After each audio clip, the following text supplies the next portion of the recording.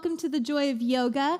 This is just one of the 6 yoga challenge poses that we'll be demystifying for you in this video. We're gonna break down all of these crazy challenges into basic, simple steps so you can accomplish them at home.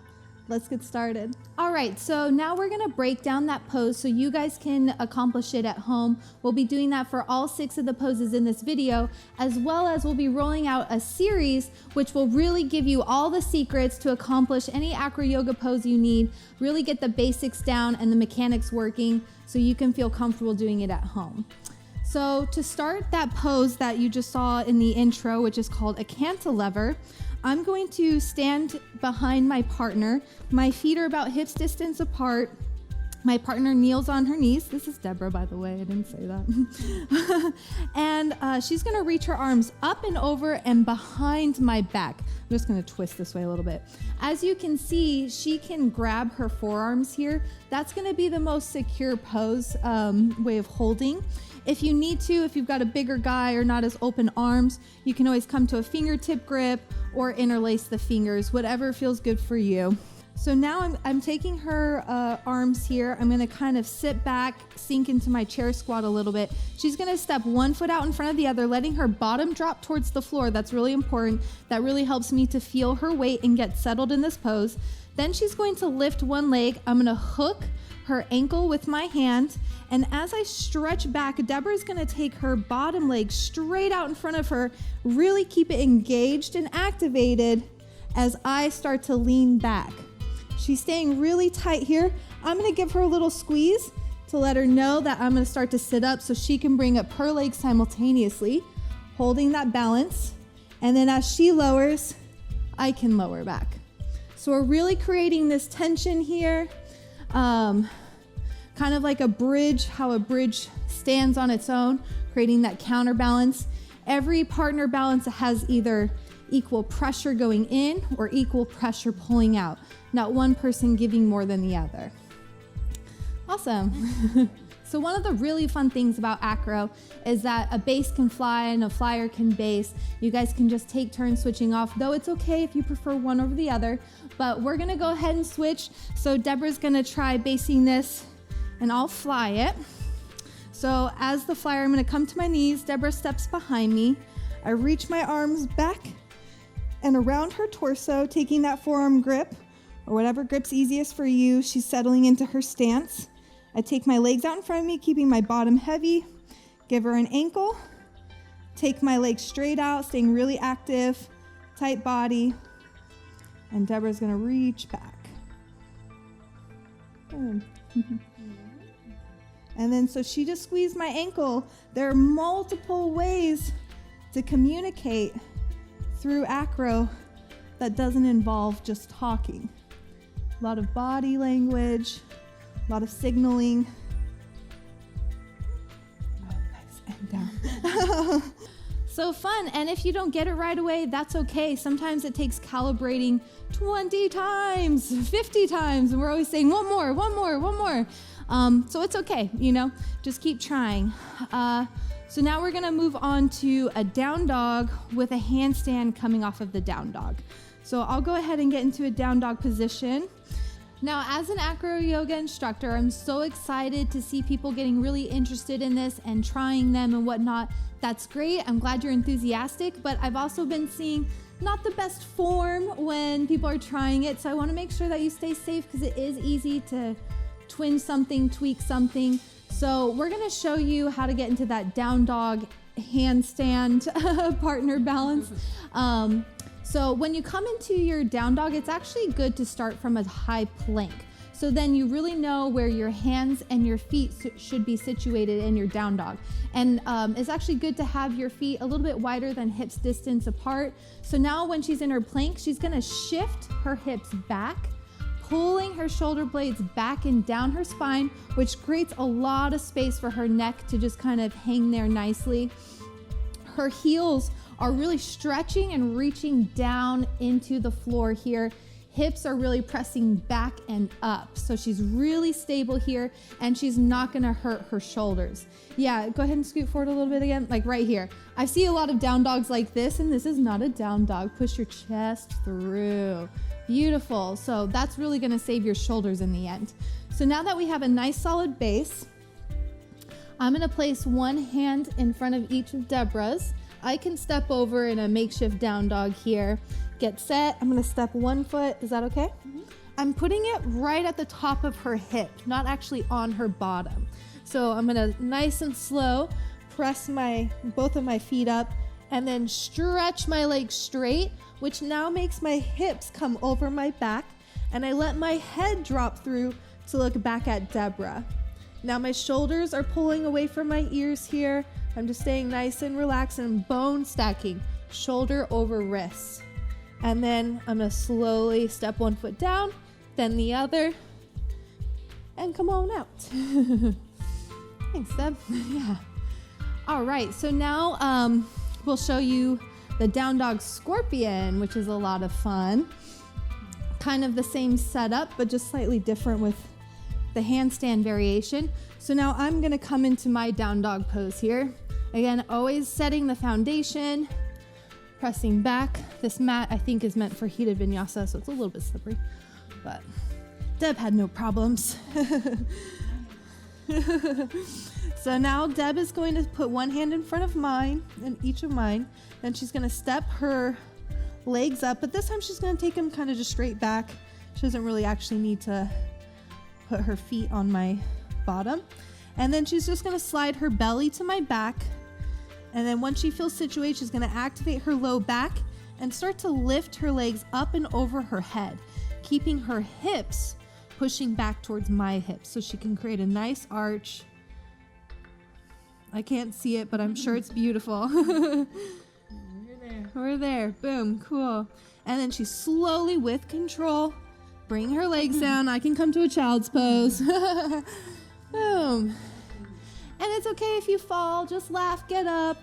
You know, we're all playing here. We're all discovering. Okay, so just to reiterate, as we're going through this, some key things that you really should be focusing on during any acro yoga practice for safe, fun play. Those are 5 main things that you really need to think about. One is communication. Again, like I said before, it doesn't necessarily take speaking, talking to communicate with your partner. You can give little squeezes. 2 squeezes is too much. 3 squeezes is not enough. Or, you know, like now when I squeeze my hand here, go ahead and lift the other leg. Also watching your partner. If they start to wince or their breathing gets shallow, you can tell that they're in pain or they're uncomfortable. If at any point you want to stop what you're doing because you don't feel stable, the magic word is down. You just say down and both people will work together, slow and controlled, to get you safely to the floor. The next one is stay tight. Tighter is lighter. There's no debating that. Like, you have to engage every single muscle when called for, especially as a flyer, because it's not your job to balance. If 2 people try to balance the same kind of pose, then you guys will just topple because you'll counter each other. So one person has to stay really tight. You're reaching out through your fingertips, through your toes. Everything is just squeezing. And then the base is balancing you like a broomstick, you know, so it's easier to balance a broomstick than it is a limp noodle. I tell my gymnastics kids that. The next thing is where your placements are. Everybody's different. That's okay. I can now pick up 330 pounds on my feet, but that's because I've been doing it for almost 5 years. So it doesn't matter how big you are or what your background is like, or I've never done yoga. Deborah and I both started acro yoga before we ever touched yoga. So figuring out, like, just because it worked in one place for one person doesn't mean that same thing is gonna work with another. So calibrating is crucial. No matter who I come to, how experienced they are, we calibrate. And sometimes that takes a lot longer than we thought it would, and that's okay. And then also bone stacking. For me to pick up 330 pounds and hold them on my feet for 20 minutes, I'm not using pure muscle. Like, that's crazy. I couldn't do that all muscle. Sure, the initial weight in would take a little bit of muscle, but once I get my ankles stacked over my hips or my wrists stacked over my shoulders, then it becomes, again, a balancing act, balancing that broomstick on your hands. And then also balance, just balance in general. You're really going to learn how to use all of your stabilizers. Again, the base, whoever's on the bottom, it's their job to balance the person that they are holding. If that person up top falls, it is because it's the base's fault. The base should start to learn, what's too far, where their midline is, where it feels strongest, and what to do in case a tip or a wobble does start to happen, how to bring it in safely, or how to safely lower your flyer to the ground. So always keep those tips in mind. Communication, staying tight as light, and placement of the hands and feet. You're always gonna have to calibrate. And then bone stacking, really figuring out that sweet spot where you go from like, oh my God, this is killing my hamstrings, to, oh, okay, I feel it now. It'll be like a little switch. And then last but not least, balance. Just really cultivating that, working on it. You're not gonna get it right away, but you will with practice. So now we're gonna get into some more fun, like shoulder stand type balances. These are a little bit more intermediate. You should be familiar with at least a headstand if you wanna go into something like this as a flyer. So now let's go ahead and, do you want me to do the one on feet and then you do the one on my? Yeah. Okay, because I like shoulder stands. So we haven't practiced this yet. But now you can kind of see how two yogis would come together, or two people who are just trying to play would come together and try something new. So Deborah's really set. She's coming into like a Sphinx pose here, if you're familiar with yoga. Elbows are underneath the shoulders. Shoulders are rolling back and down. Her back is really strong. Her glutes are engaged. And she's gonna squeeze an imaginary ball between her thighs as I give you like a little smackdown, okay? So again, we haven't practiced this yet. I hope I don't fall on you, Deb. Let me put my hair up.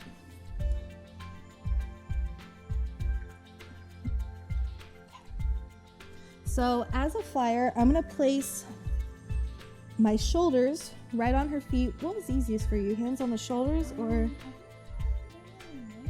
on the leg? Yeah, that's kind of interesting, isn't it? Okay. Maybe on the ground.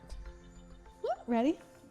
Okay, so my shoulders are in her feet right now, and then I'm gonna pop and take my hips up overhead.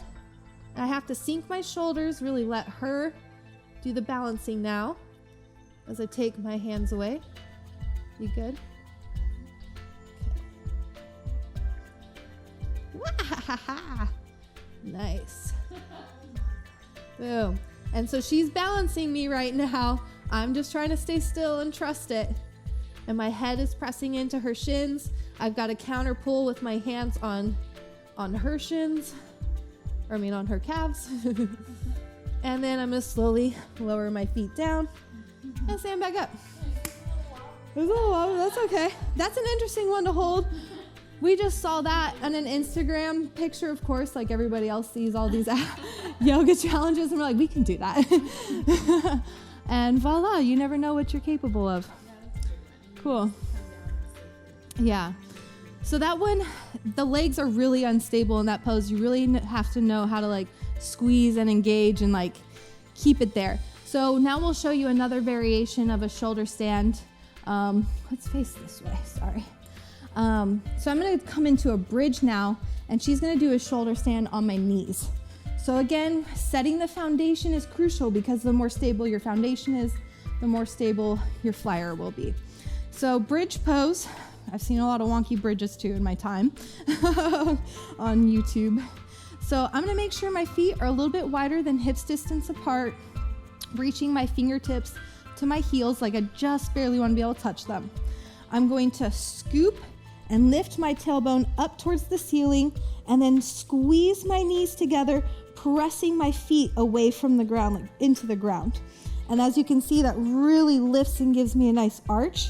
If you can, clasp your fingers and tuck the shoulders, keeping the chin lifted so you have space in your neck. All right, so now that I'm really set and strong here, again, everything is activated. I'm squeezing. Deborah's gonna reach down. She's gonna place her shoulders right onto my knees. And then she's going to press her hips up. She can take one knee at a time. And then slowly she's going to come to a pike straddle. So this is a straddle is when your legs are as wide apart as they can go, and your body is at a 90-degree angle. And now I'm squeezing my legs into her neck, actually, for a little extra stability. Nice. And then she can slowly lower down and unbind. Awesome. All right, so now we're going to show you 2 more balances here. These are standing balances. So whoever's going to base this, you want to have a strong core, strong foundation, maybe you know how to do some squats. I'm going to come into a tabletop position. So my knees are underneath my hips, my wrists are underneath my shoulders. Deb is going to lay her tummy across my back. And then she's going to reach across my stomach here and grab her knees. So now her feet are off the ground and she's kind of like cradled in a fetal position here. And this doesn't look like it'd be pretty stable, but it is actually. So now I'm going to press up into a down dog. Walk my feet forward, hands back, and then stand up.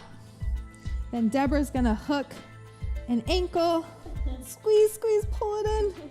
And then really squeeze tight.